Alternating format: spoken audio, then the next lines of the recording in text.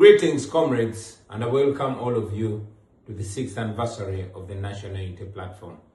Although I'm addressing you from exile, I want to thank all of you for being part of this journey.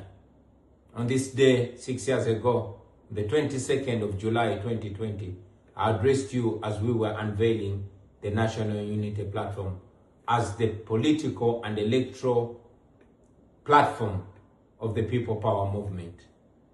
I told you about the journey and process that we had gone through to secure this political party. I told you about the challenges that we had faced. I told you that we had intended to register People Power as a political party, but Museveni made sure that People Power cannot be registered as a political party. So we had to use creativity in order to secure a political party. And indeed, we unveiled NUP just 3 months to the election of 2020. By the grace of God, we succeeded. I told you about our identity and I made it clear that we were not a political party, but we had a political party. I explained that we were larger than just a political party. We were a movement, a liberation movement. I explained our mission, that our mission was not to be just another opposition political party, but a movement that was intending to put an end to the Museveni dictatorship that had turned our country into a shameful spectacle across the globe. I told you about what Mandela taught us, that under dictatorship, it is the oppressor that determines the course of the struggle. And indeed, it is Museveni and the way he was treating us that had caused us to act in a way that we were acting and to secure a party in a manner that we secured it. Well, since then, NUP has faced different challenges. It has been targeted by the regime. As you remember, our former leader, Mzee Chibalama, was abducted, compromised, and forced to disown us. We have faced court case after court case and the threat of deregistration. We have had our candidates denominated. We have had our members abducted and many killed. We have, been targeted not only by the regime, but even those that purport to be in the opposition. We have been denied funds that we are legally entitled to. We have had attacks and raids on our offices and headquarters, from our former headquarters in Kamocha to our main headquarters in Kavule and all our offices across the country, including northern Uganda. But we are still standing and we are growing from strength to strength. We have established headquarters across the country, in eastern Uganda, in western Uganda, and even in the Buganda region. And we've gone ahead to establish offices across the country, although we do this amidst numerous challenges.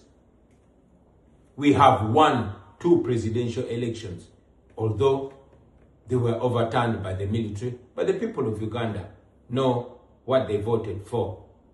We have gone ahead to have leaders across the country, but most importantly, we have awakened the young generation. We have awakened the people of Uganda. We've made them know that politics is not just something that they have to live for the so-called intellectuals. It is something that determines their life. We have established and strengthened our diaspora wing. And indeed, it is the diaspora that has played a huge role in the continuous survival of the National Unity Platform. We salute them. We owe all this to the comrades that have sacrificed. Many of them have gone ahead to pay the ultimate price. People like Yasin Kauma, people like Frank Senteza, comrades like Rita Nabukenya. Many of our comrades have been abducted and they're missing to the present day. People like Kanata Muhammad, people like Kawenja Babazi, people like John Bosco Chibalama and Damlira, whose widows were also killed because they died in very suspicious ways. But we refuse to give up. Many of our comrades were arrested and detained after torture. 6 years later, they are still in prison. People like Machete Yassin, people like Kalibala Sheriff, people like Umar Kato. And yes, many of our comrades continue to be detained for no reason whatsoever. Comrades like Alex Waiso Mufumbiro, Eddie Mutwe, Bobby Young, Achille Uchivumbi, Bobby Giant, name it.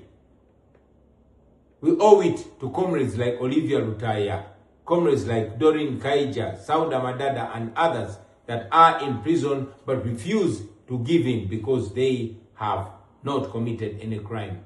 We salute them. As we speak right now, our Deputy President for the Uganda region, the Honorable Mwanga Chivumbi, is missing after being abducted in broad daylight, live on camera, assisted by the police. Goons wielding guns came, picked him up, and 12 days later, nobody knows where he is. But we refuse to give up. The people of Uganda refuse to be slaves in their country. I want to thank the leadership of the National Unity Platform, my fellow leaders that have continued to offer leadership and hold fort even where I am not. We salute you. I want to salute my Deputy Presidents, Mama Lina Zedriga, for representing and leading us through challenging times. I want to salute our current acting president, the Honorable John Baptist Nambeshe.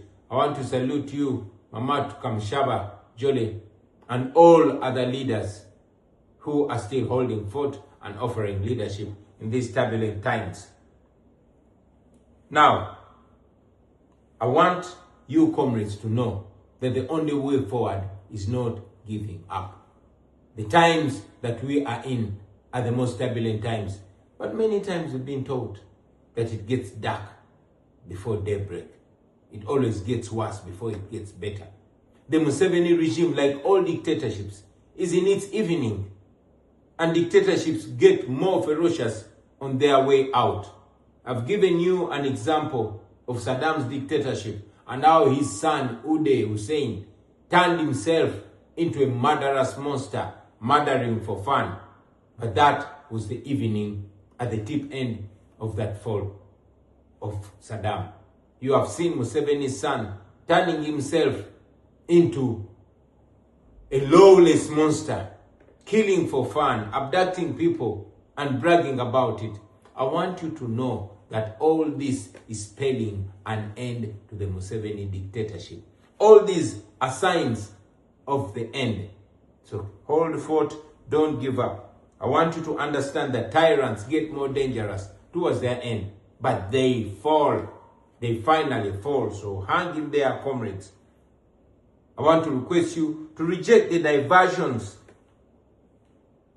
reject the divisions.